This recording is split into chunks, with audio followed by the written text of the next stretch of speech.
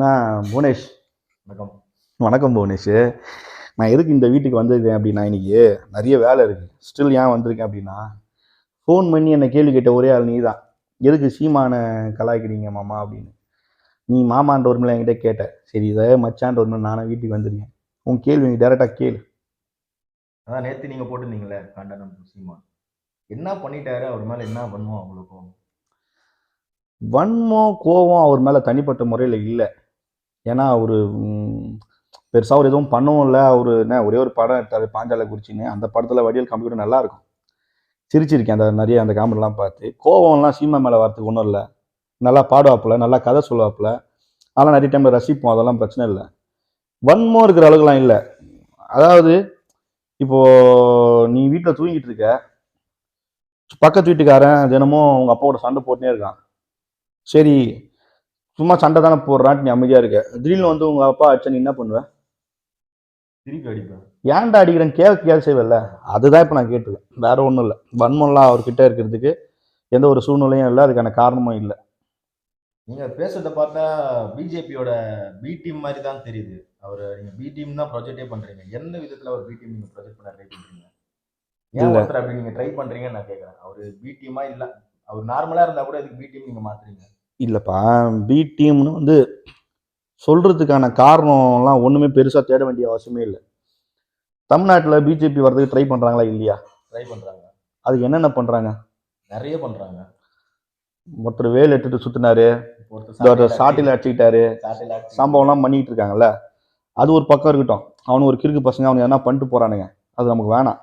அவங்கள தனியாக போடுவேன். நீ அதுக்கப்புறம் அவங்க மேலேயும் உனக்கு பாஸ் ஆகிறது கூட நீ கேள்வி கேட்ப. நான் இப்போ பதில் சொல்லிக்கிறேன். அதுக்கு அந்த டீம் மேலே பாஸ் வராது. அந்த டீம் சீமா மேலே மட்டும் தான் பாசம். அது என்ன பண்ணிட்டார் சீமா மேலே உனக்கு அவ்வளோ ஒரு பாசம்? அவரே பாவங்க, நிதிலாம் திரட்டி மக்கள்கிட்ட காசு வாங்கி ஒரு கட்சி நடத்துறாரு. என்னால் ஒரு 1000 ரூபாய் கூட கொடுக்க முடியல, நான் வருத்தப்படுறேன். அந்த மனுஷனை போட்டு நீங்கள் தாக்குனீங்கன்னா அடா பாவி, பாவண்டா, கஷ்டப்படுறாருல. சரி, அதுக்கும் தனியாக வரேன். இப்போ முதல்ல நீ ஃபர்ஸ்ட் ஒன்று கேள்வி கேட்டல, பி டீம் ஏன் சொல்கிறீங்கன்னு. சீமானை ஏன் பி டீம்னு சொல்கிறோம் அப்படின்னா, பி டீம் நாங்கள் சொல்ல வேண்டிய அவசியத்தை வந்து எங்களுக்கான அதுக்கான வாய்ப்பு வந்து அவரே தான் கொடுக்குறாரு. ஏன் கொடுக்குறாருன்னா, இத்தனை நாள் வந்து பெரியாருக்கு நினைவு நாளுக்கு அவர் போடுவார், மாலை போடுவார். பெரியாருக்கு ஓரளவுக்கு அது பேசுவார். தமிழ் தேசியத்துலேருந்து பெரியார் சில விஷயத்தில் முரண்பட்டாலும் பெரியாரை வந்து கொள்கை ரீதியாக சில இடத்துல வந்து அவர் இது பண்ணுவார். ஆனால் கடந்த 2 வாரமாக பெரியாரை பயங்கரமாக விமர்சனம் பண்ணுறதுக்கான காரணம் என்னன்னா, அதனால தான் நாங்கள் அவர் பி டீம் சொல்கிறதுக்கான ஒரு சூழ்நிலையை உண்டாகுது. ஏன்னா இன்னைக்கு பிஜேபி தமிழ்நாட்டு உள்ள வரதுக்கு ட்ரை பண்ணுறதுல அவங்களால உள்ளே வராமல் தமிழ்நாட்டை ஒரு அரணா காக்குறது எதுனா திமுக அப்படின்னு நீங்கள் சொல்லலாம். ஆனால் திமுக கிடையாது. அது அரணா காக்குறது திமுக தூக்கி பிடிக்கிற கொள்கை. அந்த கொள்கை முழுசா நம்மளுக்கு வகுத்து கொடுத்தது தந்தை பெரியார். அது பெரியார்லேருந்து ஒரு சில சேஞ்சஸ் அண்ணா கொண்டு வந்தார். அதாவது பெரியார் வந்து பயங்கரமாக கடல் மறுப்பு பேசினார். அண்ணா வந்து ஒன்றிய குலம் ஒருவனே தேவன் ஒரு கொள்கை கொண்டு வந்தார். ஸோ பொதுமக்கள்கிட்ட அரசியல் ரீதியாக கொண்டு போய் சேர்த்தார் அண்ணா. இன்னைக்கு வந்து திமுக அந்த அளவுக்கு ஆட்சியில் நிற்குது. எவ்வளோ வீழ்ச்சியை சந்தித்தாலும் ஒரு ஆட்சியில் நிற்குது இன்னைக்கு. அதே டைமு பிஜேபி உள்ள வராமல் தடுக்கிறதும் அதே திமுக தான். ஸோ இப்போ இவங்களால திமுக ஒன்றும் பண்ண முடியல. அதனால என்ன பண்ணுறாங்க, ஆணி வேரான பெரியாரை நோண்டுறாங்க. எப்படி பெரியார் வந்து சாதி ஒழிக்கிறதுக்கு ஆணி வேரான சனாதானத்தை நோண்டினாரோ, சனாதானத்தை நோண்டினதுக்கு அதை எதிர்த்ததுக்கு கடவுளை எதிர்த்தாரோ, அதே போல் இவங்க வந்து டிஎம்கேவை எதிர்க்க முடியாமல் ஆணி வேரான பெரியாரை நோண்டுறாங்க. ஸோ இதை நோண்டுனா என்ன ஆகும் அப்படின்னா, பெரியாரோட கொள்கை நீர்த்து போக செய்யும். அப்படி நீர்த்து போச்சு அப்படின்னா, அது டிசால்வ் ஆகுது அப்படின்னா ஈஸியாக பிஜேபி உள்ளே வந்துடலாம். இதுக்காக தான் இதை டேரெக்டாக பிஜேபி எப்பவுமே பண்ணிக்கிட்டு தான் இருக்கு. அவங்க பண்ணால் நம்மளுக்கு பெருசாக தெரியாது. தமிழ் தேசியம் பேசுகிற, அதாவது எப்பவுமே நம்மளே ஒரு கருப்பாடு இருக்கும்ல, அந்த கருப்பாடு தான் சீமான். மறுபடியும் நீங்கள் அவர் அதே மாதிரி தான் சொல்கிறீங்க, கருப்பாடு. இல்லை, அவர் ரொம்ப வெள்ளையா இருக்காரு. பணம் திரட்டி அவர் இந்த மாதிரி ஒரு பண்ணணும். மக்கள் கிட்ட காசு வாங்கி நிதி பெற்று திருப்பி மக்களுக்கு எதுக்கு பி டீமா ஒர்க் பண்ணணும்னு நினைக்கிறாங்க? ஏன் ரீசன் இருக்கும்ல, இதனால அவருக்கு என்ன பலன்? இதனால அவருக்கு என்ன பலன்? இப்போ சீமானுக்கு என்ன ஆகுது? பிஜேபி உள்ள வந்தா சீமானுக்கு என்ன பலன்லாம் இல்லை. இப்போ நீ ஒரு கம்பெனிக்கு ஒரு வேலை செய்யற, நீ அந்த கம்பெனிக்கு வேலை செய்யற, அந்த கம்பெனிக்கு வேலை செய்யறனால முதலாளிக்கு என்ன பலன்?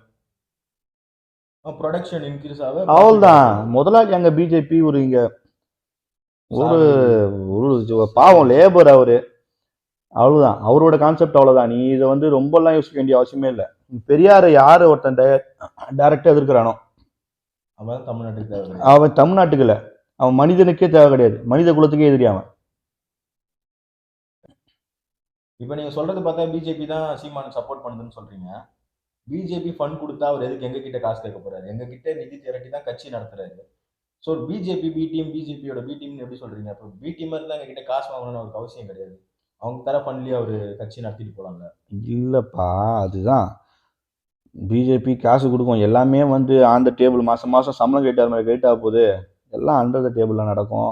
அவங்க அதுக்குன்னு ஆள் வச்சிருப்பாங்க. எல்லாமே எவ்வளோ ஆடியோஸ் லீக் ஆயிருக்கு. சாட்டை பேசின ஆடியோ, அந்த அதிபர்கிட்ட பேசிட்டேன், இந்த தொழிலதிபர்கிட்ட பேசிட்டேன் அப்படின்ட்டு. நான் நடுவில் பார்த்தோம், மும்பை எலெக்ஷனில் கூட போயிட்டு பிஜேபிக்கு ஆதரவாக வந்து அவர் கேம்பெயின் பண்ணார். ஸோ இதெல்லாம் தான் சொல்கிறோமே தவிர, காசு வாங்குறாருன்னா அவருக்கு தேவைப்படாதா? அப்போ நம்ம வீட்டுக்கு வாடகை கட்டணும், பல லட்சத்தில் வாடகை போகுது. 5 லட்சத்துல வாடகை கட்டுறாரு. லட்சம் 5 லட்சமோ 50 லட்சமோ எத்தையோ லட்சம் வாடகை கட்டுறாரு. பாவம் பவுன்சர்ஸ்க்கு சம்பளம் தரணும், கார் வேற புதுசாக எடுத்துருக்காப்புல, டீசல் போடணும். இப்போ வேற விஜய் வேற தேவையில்லாம ஒரு ரேம்ப் வாக் பாட்டாப்புல. இப்போ போற இடத்துல ரேம்ப் போட சொல்லி கேட்குறாராம். அதுக்கெல்லாம் பணம் வேணும் இல்லையா? இது எல்லாத்தையும் உங்ககிட்ட கேட்குறாங்க. அதெல்லாம் வந்து அவங்களுக்கு சொத்து சேர்க்கறதுக்கு தனிப்பட்ட முறையில் எங்கேயாவது அதெல்லாம் அவங்களுக்கு தனி, அதெல்லாம் அவங்க பார்த்துப்பாங்க. அதை இது வந்து அவங்களோட தனிப்பட்ட செலவுக்கு, அதெல்லாம் குடும்பத்துக்கு. இது ஃபண்ட் வர்றது வந்து குடும்பத்துக்கு, அது குடும்பத்துக்கு. நிதி தேடுறது அவரோட செலவுக்குன்றீங்க. ஆமா, அப்படிதான்.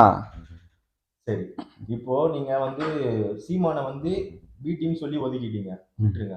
தமிழ்நாட்டுல திமுக இருக்கு, அதிமுக, திமுக, இப்போ சீமான் இருக்காரு. அவர் வர விடாம பி டீம் சொல்லி நீங்க எல்லாத்தையும் பண்ணிட்டு இருக்கீங்க. இப்போ புதுசா ஒருத்தர் உள்ள வந்திருக்காரு, அவரை நீங்க என்னன்னு சொல்லி ஒதுக்க போறீங்க? இல்ல, அவரை பத்திலாம் நீ கேட்காத. ஏன் கேட்கக்கூடாது? அவரு நான் ரொம்ப தீவிரமான ரசிகன்டா. என்னன்னு பண்றது தெரியல. நான் புவனேஷ் கேட்டதுக்கெல்லாம் ஓரளவுக்கு பதில் கொடுத்துருக்கேன். வேற என்ன டவுட் இருக்கா? பெரியார் பக்கம் வருவியா?